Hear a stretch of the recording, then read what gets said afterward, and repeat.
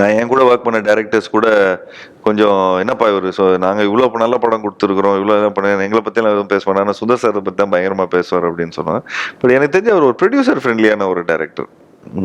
And ஒரு படத்தை வந்து ஒரு 120 நாளில் வந்து பூஜை போட்டதுலேருந்து 120 நாள் வரைக்கும் ரிலீஸ் பண்ணிடும். So it's a dream director for producer and actors also. இப்போ எங்களுக்கு வந்து ஒரு சம்பளம் சொல்கிறாங்கன்னு வச்சுங்களேன், இவ்வளோ சம்பளம் சார் உங்களுக்கு அப்படின்னு நம்ம என்ன நினைப்போம், சரி ஒரு 3 மந்த்ஸில் நமக்கு அந்த சம்பளம் கிடச்சிரும், ஷூட்டிங் முடிஞ்சிடுச்சுப்பா, முடிச்சோடனே வேலை முடிஞ்சிடுச்சு, சம்பளம் வாங்கிட்டோம், நம்ம பண்ண அடுத்த படத்துக்கு போகிறோம். பட் நிறைய ப்ரொடியூசர்ஸ் கிட்ட சார் இதான் சார் சம்பளம், இதான் இது அப்படின்னு சொல்லுவாங்க. பார்த்தா ஒரு 1.5-2 வருஷமா ஒரே சம்பளத்தை கொடுத்துன்னு இருப்பாங்க. ஒரு 3 மாசத்துல கொடுக்க வேண்டியதை ஒரு 1.5 வருஷம் 2 மாசம் 2 வருஷத்துல கொடுப்பாங்க. சுந்தர் சாரை பொறுத்த வரைக்கும் ஒரு ப்ராஜெக்ட் நம்ம வந்து ஒரு 2 மந்த்ஸ்ல எல்லாமே கிளியர், ஜிஎஸ்டி கூட கிளியர் ஆயிடும்.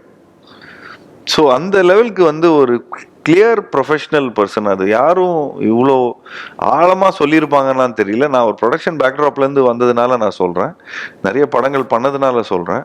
ஒரு க்ளீன் டீல்னு சொல்லுவாங்க பார்த்தீங்களா, ஒரு ரியல் எஸ்டேட் டீல் கூட ரொம்ப க்ளீனாக இருக்கும். ஒரு படத்தை டக்குன்னு ஒன்று பண்ணுறோம், இப்போ ஒரு பண்ணோன்னா பேமெண்ட் முடிஞ்சு போச்சுங்க அப்படிங்கிற மாதிரி. இல்லை சும்மா பேப்பரை வாங்கிட்டு ஏதோ கொடுக்குறேங்க ஏதோ வாங்குறேங்க ஏதோ எப்போ ரிஜிஸ்ட்ரேஷன் வச்சுக்கலாம், அந்த கன்ஃபியூஷன்லாம் இல்லை. டீல் ஃபிக்ஸ்னா உடனே அடுத்த வேலைக்கு போகிற வேலை தான். So I think one of the finest precised directors.